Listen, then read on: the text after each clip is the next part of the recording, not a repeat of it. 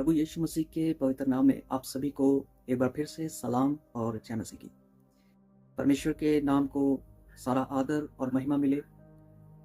और आज की इस वीडियो में मैं आप सभी लोगों से एक बात करना चाहता हूँ, और वह बात है, ज़्यादातर जो लोग अपने माइंड में नेगेटिव थॉट्स रखते हैं या उनके मन में नकारात्मक विचार आ जाते हैं और उनसे बहुत ज़्यादा वो परेशान रहते हैं। इस विषय में बाइबल क्या कहती है। और आगे बढ़ने से पहले मैं आपको बताना चाहता हूँ कि जब भी आप मसीह में चल रहे हैं, चाहे आप नए व्यक्ति हैं मसीह में, चाहे आप पुराने व्यक्ति हैं, ये थिंकिंग कि पुराने व्यक्ति को नकारात्मक विचार नहीं आ सकते, बिल्कुल गलत है। हर एक व्यक्ति को नेगेटिव थॉट्स जो है वे आ सकते हैं, और उससे हम कैसे बच सकते हैं और कैसे हमें आगे बढ़ना है, इस विषय में आगे मैं बात करने के लिए जा रहा हूँ। तो इस वीडियो में आप अंत तक जरूर। जब भी हम मसीह में प्रतिदिन आगे बढ़ रहे हैं तो हमें एक चीज़ का ध्यान रखना बहुत ज़्यादा ज़रूरी है, और वह चीज़ है, जब परमेश्वर ने हमें एक मन दिया है और उस मन के विषय में बाइबल कहती है कि इस मन को असाध्य रोग लगा है। इस मन में अजीब तरीके के विचार भी आ सकते हैं, नेगेटिव थॉट्स यानी कि आ सकते हैं। इस मन के अंदर डर भी आ सकता है, चिंताएं भी आ सकती है, ये मन डिप्रेस भी हो सकता है। और इस मन के विषय में लिखा है कि ये एक पत्थर मन भी हो सकता है, परंतु यीशु मसीह का वचन कहता है, और यीशु मसीह खुद हमारा प्रभु कहता है कि मैं तुम्हारा पत्थर का हृदय बदल कर तुम्हें मांस का हृदय दूंगा। मेरे प्रियो, हमें इस बात को समझ लेना हमारे लिए बहुत ज़्यादा ज़रूरी है कि परमेश्वर रोज़ प्रतिदिन हमारा उद्धार करने के लिए तैयार है। उसका वचन कहता है, उसका कलाम कहता है कि वह प्रतिदिन के हमारे बोझों को उठाता है। वह हमारे बोझ को उठाने वाला परमेश्वर है। इसलिए सबसे पहली चीज़ आप अपने माइंड से ये निकाल दें कि आपके पास कोई भी आशा नहीं है, आप आगे नहीं बढ़ सकते हैं। हो सकता है आपके अंदर ये थॉट्स आते हों कि आपसे गलती हुई, आपसे पाप हुआ, और आप अब अपने अंदर गिल्टीनेस रख रहे हैं कि मैं कैसे इस पाप से, बुराई से, कैसे इन गलतियों से निकलूं। पर मैं आपको बताना चाहता हूं, एक परमेश्वर है जो आपको आशा देता है और हमेशा आपको पाप से, बुराई से छुटकारा देने के लिए, आपका उद्धार करने के लिए तैयार है। मैं आपको बताना चाहता हूं कि प्रभु यीशु मसीह जो है, उसका वचन कहता है, अब जो भी कोई मसीह में है वह नई सृष्टि है, पुरानी बातें बीत गई, देखो सब कुछ नया हो गया। और फिर रोमियो की पत्री में लिखा है कि जब हमने अब मसीह को जान लिया है तो उसके जैसा हम मन भी रखें। देखिए, बाइबल जो है मन के विषय में बहुत बात करती है, नए चाल चलन के विषय में बहुत बात करती है। नकारात्मक विचार, नेगेटिव थॉट्स, बुरे विचार आना, ये चीज़ें हमें कभी भी हमसे दूर जो है वो एकदम जा नहीं सकती। और अगर कोई व्यक्ति ये कहे कि मैं तो बिल्कुल ही अब ऐसी चीज़ों से निकल चुका हूँ, तो मैं आपको बताना चाहता हूँ, वो वही व्यक्ति होगा जो प्रतिदिन वचन पर ध्यान देता है, जो अपने हृदय में, अपने मन में वचनों को भर करके रखे हुआ है। क्योंकि भजन संहिता 1 कहता है, एक ऐसा भी व्यक्ति है जो दिन रात परमेश्वर के वचन पर ध्यान मनन करता है।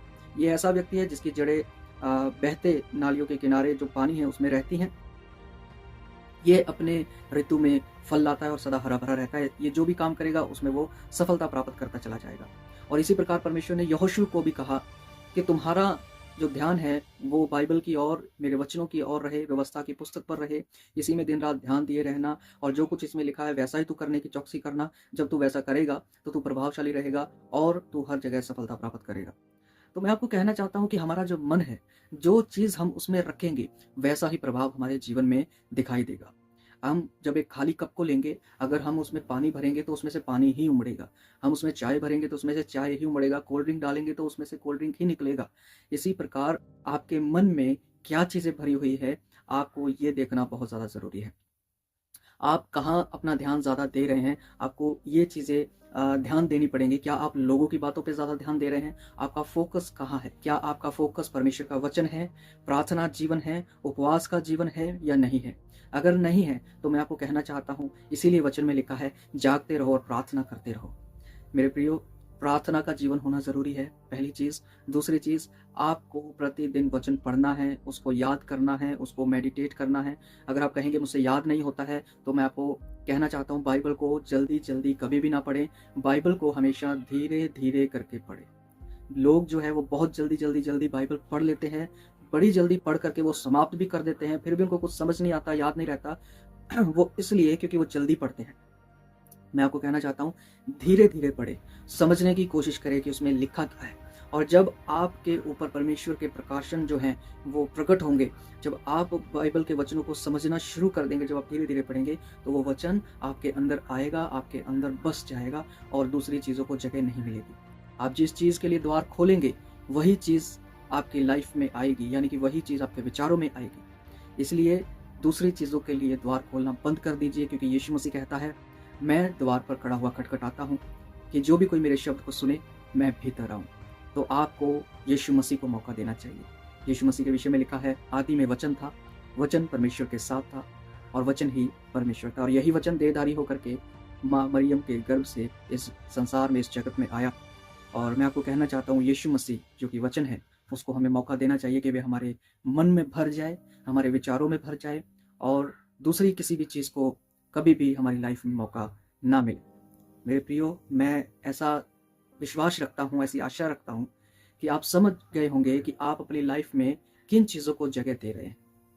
अगर आप मोबाइल ज़्यादा देखते हैं, तो आपको मोबाइल में बुराई बहुत दिखाई देगी, आपको गेम्स दिखाई देंगी, आपको रील्स दिखाई देंगी, आपको शॉर्ट वीडियोस दिखाई देंगी, आपको बहुत कुछ दिखाई देगा। परंतु आपको ये भी दिखाई देना चाहिए कि परमेश्वर का वचन क्या कहता है, कि आप अपना समय कहाँ दे रहे हैं। सबसे ज़्यादा कीमती आपके पास आपका समय है। आप अपने समय को कहाँ दे रहे हैं? क्या आप परमेश्वर को दे रहे हैं या नहीं? तो आप आज ही से अपने मन को नया करना शुरू करें। इस विषय में प्रार्थना भी करें और अपने मन के अंदर वचनों को भी भरें। आइए, मैं आपके लिए एक छोटी-सी प्रार्थना करूँगा। मेरे साथ जो भी कोई सहमत है कि वो छुटकारा पाना चाहता है नकारात्मक विचारों से, तो मेरे साथ अगले 1 मिनट तक छोटी-सी एक जो प्रार्थना है उसमें बना रहे, और फिर हम वीडियो को समाप्त करेंगे।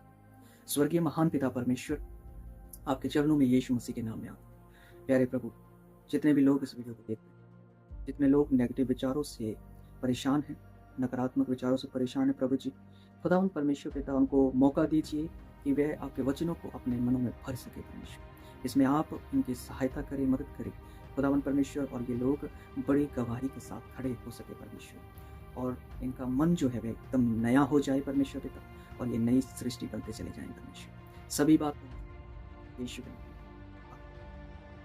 प्रभु इन वचनों से आपको आशीष दे, और जो भी कोई नया है वह हमारे इस चैनल को सब्सक्राइब ज़रूर करे। यहाँ पर आपको वचनों की, बाइबल रिलेटेड वीडियोस जो है वो मिलती रहती हैं, और कोई भी इधर-उधर की बात इसमें नहीं की जाती है। ये हमारा एक ऑफिशियल चैनल है हालेलुया मिनिस्ट्रीज़ का।